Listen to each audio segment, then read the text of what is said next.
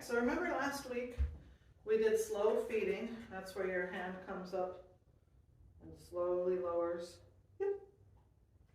until you mark and flip your hand over. So that was the beginning of the stay that we're going to do right now. Your goal for this week for the stay is that you can take 5 steps away from your dog and immediately return to them and give them a reward. But you're going to start that by doing a simple single step or potentially even a half of a step. So get your dog in a sit position with you facing them. And you don't have to be, dead on staring. You can be off center. You want to be as relaxed as possible.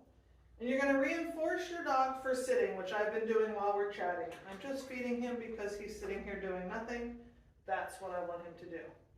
Then you're going to work on, let me give him a treat here, taking a single step away from your dog, coming right back to where you were, and giving him a treat. Single step away, right back to where you were, and giving a treat. Good boy. Okay, all done. I want to make sure that you release them. Chase.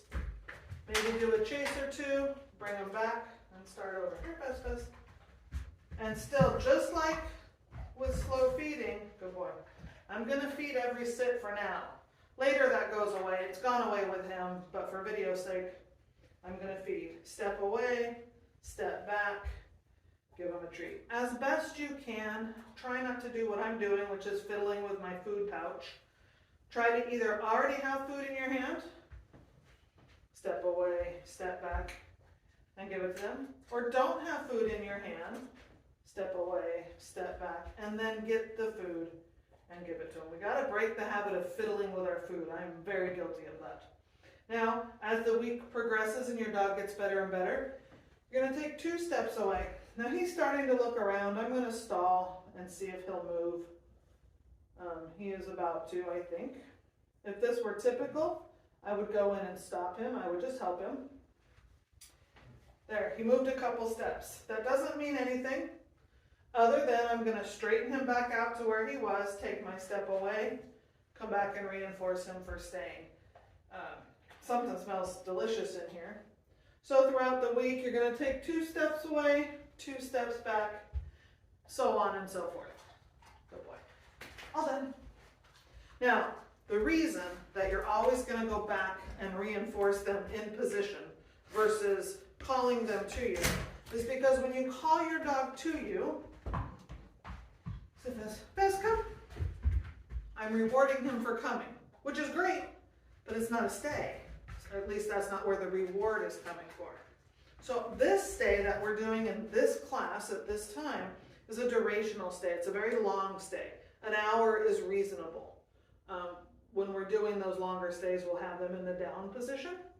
But for this class and this week, maximum of 30 seconds from the first step to your 5th step and returning. So that count starts as soon as you take that step away. That's 1 second, 2 seconds, and so on. No longer than 30 seconds for this week. And more importantly, is that you're moving.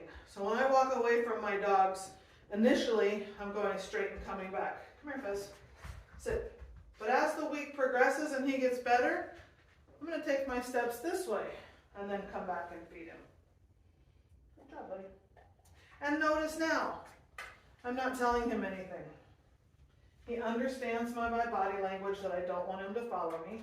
You can tell him 1 time, stay, and then start moving around. I'm going to stick my hand in my pocket, grab a treat, give it back to him. I'm out of treats, I think. I'm going to come back to him, but notice I'm just still moving around. Last one. Okay, all done. Good boy. I always want them to get up when I tell them that they're done.